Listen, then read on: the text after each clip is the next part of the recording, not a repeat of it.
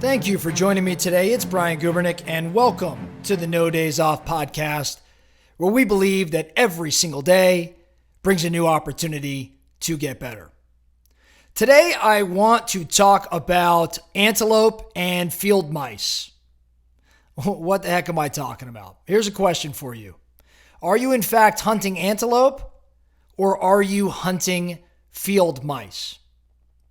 I came across this question in something that Tim Ferriss, author of 4-Hour Workweek, Tribe of Mentors, Tools of Titans, awesome podcaster, thought leader, just a brilliant, brilliant guy. I came across this question. Tim had put it out there years ago, and I believe he shared it maybe on one of his podcasts or his newsletter. Somewhere I had seen it. And I'll never forget reading it because it made me think quite a bit about my own personal actions, how I behave during the day in business and in life, and made me ask myself the question, am I hunting antelope or field mice? What does this mean? What does Tim say when he asks that question? It's really about a lion. As Tim shares, and many of you maybe have heard this sort of thing before, but a lion is fully capable of capturing, of killing, and eating a field mouse. That's pretty obvious. But it turns out that the energy required to do so, the energy required to capture and kill and eat a field mouse, exceeds the caloric content of the mouse itself. So a lion that spends its day hunting and eating field mice will actually slowly starve to death. A lion cannot live on field mice. A lion needs to eat big game. A lion needs to eat antelope. Antelope are rather big animals, and hunting an antelope takes more speed. It takes more strength in order to capture and ultimately kill that antelope. But once that antelope is killed, it provides a feast for the lion and for the other lions, part of the pride. A lion, it goes without saying, can live a pretty solid life on a diet of antelope.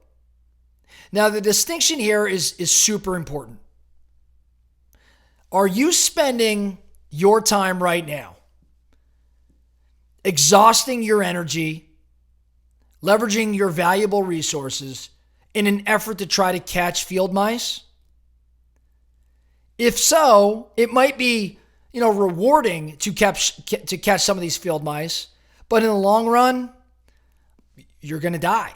Your business is going to die. Your relationships are going to die. Whatever you're striving to achieve is in fact going to die. You are not going to attain or reach the goals that you put out there by spending your time and your energy and your resources catching field mice. When Tim Ferriss had talked about this, he had told the reader or the listener, you've got to ask yourself at the end of the day, did I spend today chasing mice or hunting antelope? Tim talked about looking at your to-do list and asking yourself, which one of these things on my to-do list, if done, which of these would render all of the rest either easier or completely irrelevant? In other words, which one of these tasks is in fact the antelope? Brendon Burchard shared in his motivation manifesto, and I'm a huge Brendon fan. I've gotten to kind of see him a lot more and work with him a little bit in the work that I do with a company called Place.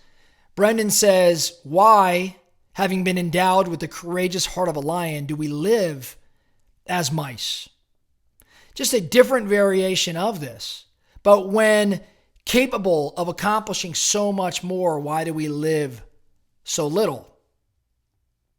I just think that this message is so relevant, especially right now at the beginning of the year. All of us are striving to achieve big things. Yet there's so much noise and so much distraction.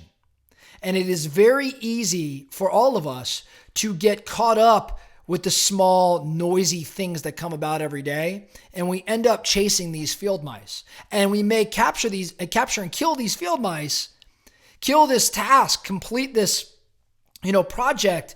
But if these things are insignificant or they're meaningless in the long run, we ultimately starve. As Gary Keller and Jay Papasan teach in the book, The One Thing, they ask the question, what's the one thing you can do right now such that everything else is easier or unnecessary?